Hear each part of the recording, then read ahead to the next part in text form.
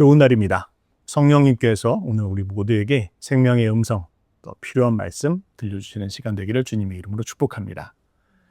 우리는 지난 시간에 이어서 누가복음 두 번째 말씀 함께 나누기로 원합니다. 오늘 말씀의 주제는 하나님의 새 역사는 성령으로 태동된다 입니다. 하나님의 새 역사는 성령으로 태동됩니다. 누가복음 1장, 2장, 3장 오늘 본문의 말씀은 그 주제를 굉장히 강력하게 이야기하고 있습니다. 우리는 잘 아는 것처럼 복음서는 구약에 이어서 그 사이에 400년이라고 하는 시간 간격을 두고 있습니다. 쉽게 이야기하면 구약의 본문이 쓰여진 이후 혹은 구약의 말라기라고 하는 선지자가 예언한 이후에 무려 400년이라는 시간 동안 침묵의 시간이 있었다는 거예요. 그리고 난 후에 등장한 이야기가 바로 오늘 본문의 이야기입니다. 자, 오늘 본문은 방금 말씀드렸던 것처럼 하나님의 새 역사는 성령으로 태동된다라고 하는 그런 주제를 이야기하고 있는데 우리는 그 침묵으로부터 한번 생각해 볼 이야기를 풀어갔으면 좋겠습니다. 방금 말씀드렸던 것처럼 신구약 사이에는요 400년이라고 하는 공백이 있었어요. 400년이라는 시간 동안 선지자도 없었고 예언의 말씀도 없었습니다.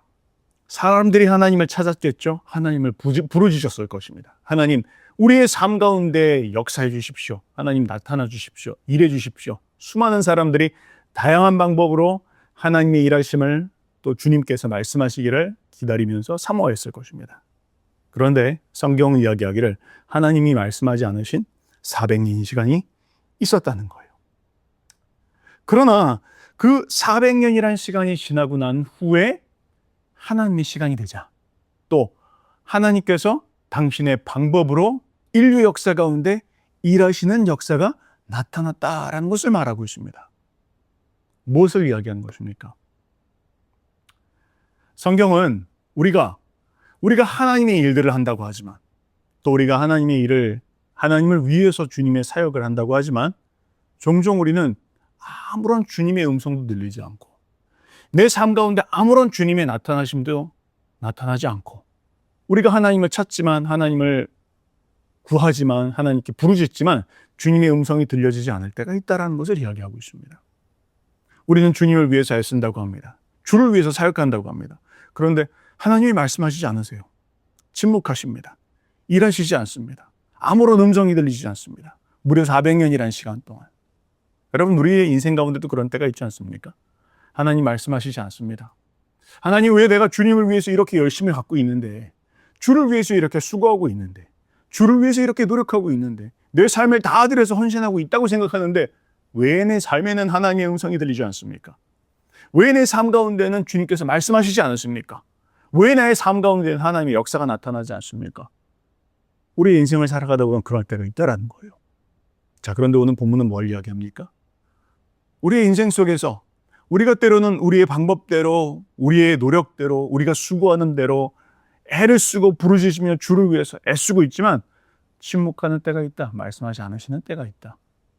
그러나 그게 전부가 아니라 그러나 하나님께서는 하나님의 시간에 하나님의 방법대로 나타나시고 말씀하시고 일하신다라는 것을 이야기하고 있습니다.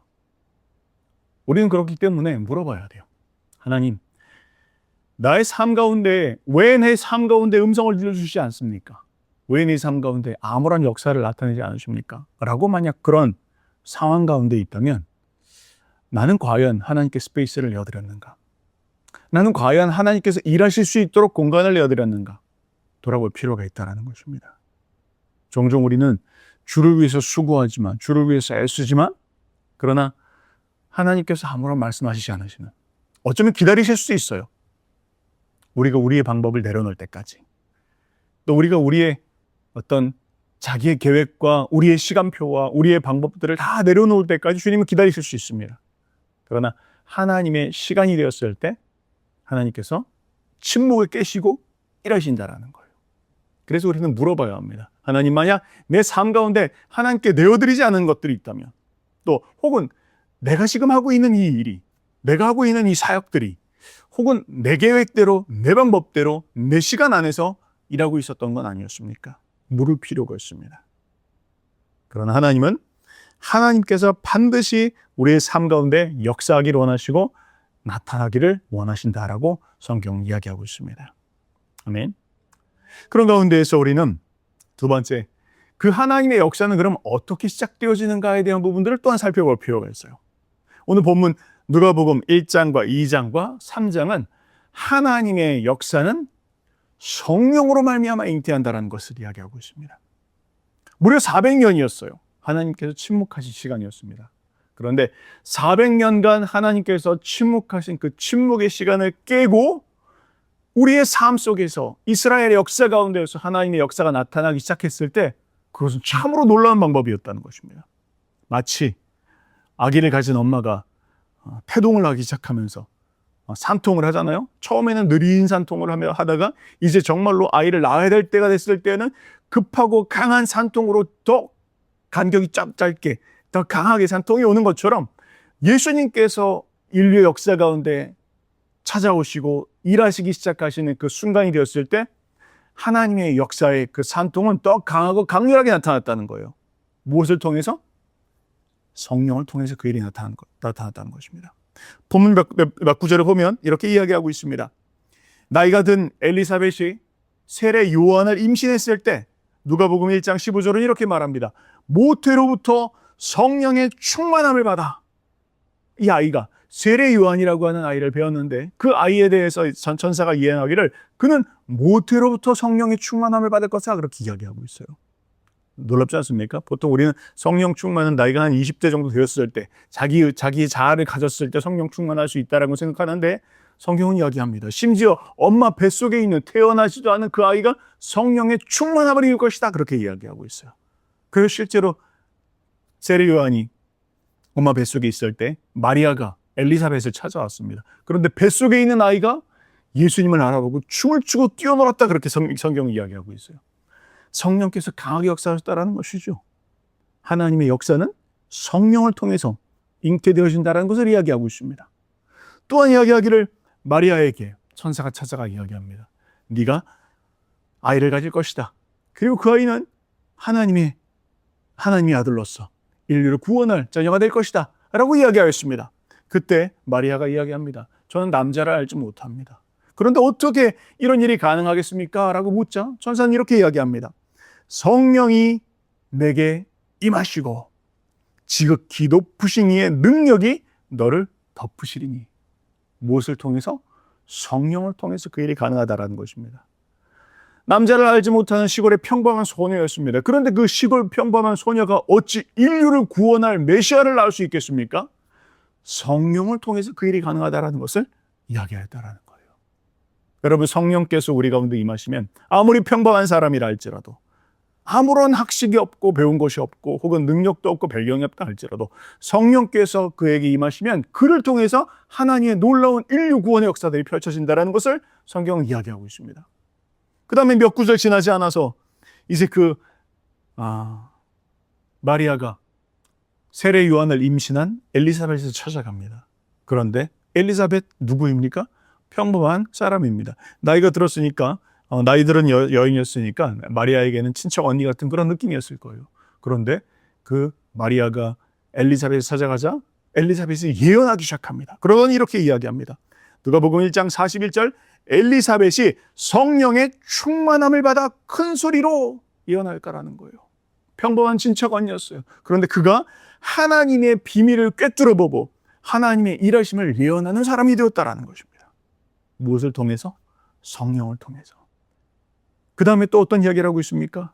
400년이라는 시간 동안 긴 침묵의 시간이 지나갔습니다. 이스라엘 역사 가운데 선지자도 나타나지 않고 하나님의 말씀도 임하지 않았습니다. 그런데 세례 요한의 아버지 사가랴가 이제 세례 요한을 낳고 그에게 이름을 지어주는 순간 그 사가랴의 입이 터지면서 이렇게 말합니다.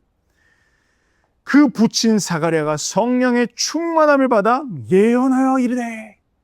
그렇게 이야기하고 있어요. 여러분 재밌지 않습니까? 누가복음은 일부러 이야기하는 것 같아요. 강조해서 이야기하는 것 같아요.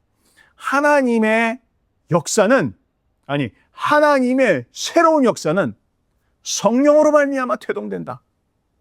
예수님께서 이 땅 가운데 오신 인류 역사 가운데 그 새로운 역사는 성령께서 개입하셨고 성령께서 주관하셨고 성령께서 이끌어 가시는 그런 역사였다라는 것을 지금 이야기하고 있습니다.